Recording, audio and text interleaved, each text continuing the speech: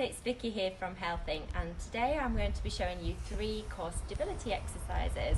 So these exercises are designed specifically so that we keep our core stabilised. So basically this means that we're limiting unwanted or excessive movement around our core so that we can carry this over into other movements of daily life, such as bending to pick something up off the floor, pushing a shopping trolley, or picking our grandkids up. These exercises are a bit different from dynamic movement exercises where we would be flexing the spine or bending or twisting, as in we are trying to limit this movement at our core. Right, so this is the first exercise. It's called the curl up. So what we're going to do is lay on our back, and we keep one leg straight and have one leg bent up like this, and then the hands go underneath the small of the back, palms facing down. And these act like pressure sensors, so they're going to tell us if we start to curl our spine. So we want to avoid that excessive movement happening. So just to distinguish, this movement's very different from a sit-up where we're actually trying to flex the spine. We're actually trying to keep this core braced and limit unwanted excessive movement here with the stability exercise. So hands under the spine. We're going to tuck our chins in so that we stabilise our neck muscles as well. And then the movement, we keep our shoulders on the floor, and it's just a tiny movement so that we're lifting the head up from here. And we're going to hold for 10 seconds, 4, 5, 6, 7, 8, 9, 10, and then relax back down. And we repeat this for 6 repetitions, each for 10 seconds holding.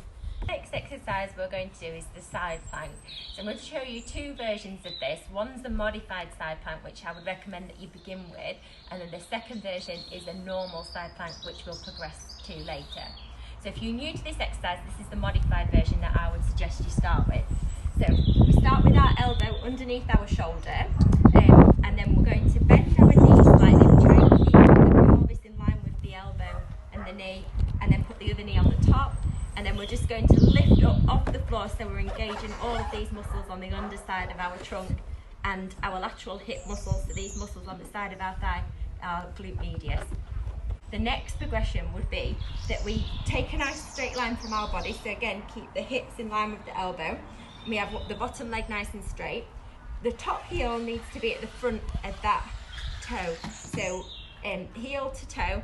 And then we're just going to lift up from that position with our arm onto our shoulder. If you want to progress that a little bit further, you can move your arm onto your hip.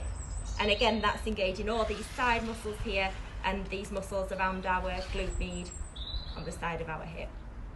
And we're going to hold this for 10 seconds and then lower ourselves down and repeat 6 times on each side. Okay, so now we've run through the exercise for the curl up to the front, the side plank for the sides, and now we're going to do an exercise for our backs. So to do this, we're going to go on to all fours, so keeping our hands directly underneath our shoulder blades. Keep our knees nice and straight.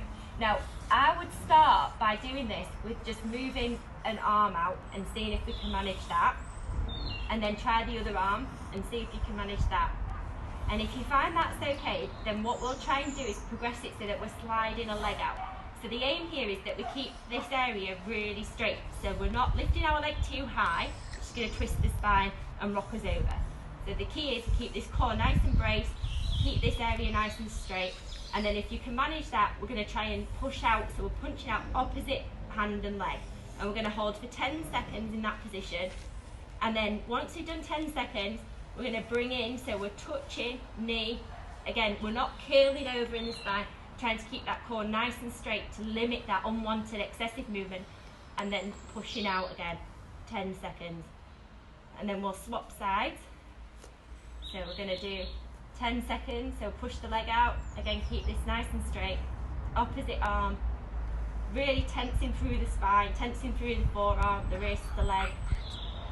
And then when we've done 10 seconds, we come back in, touch, and then back out, and then back down. Okay? So again, I would recommend that you do 10 seconds, 6 repetitions on each side. And they're the big 3. So I recommend that you do these exercises every day to protect the stability of your spine allow you to pick things up off the floor better, pick your grandkids up better, and avoid injury.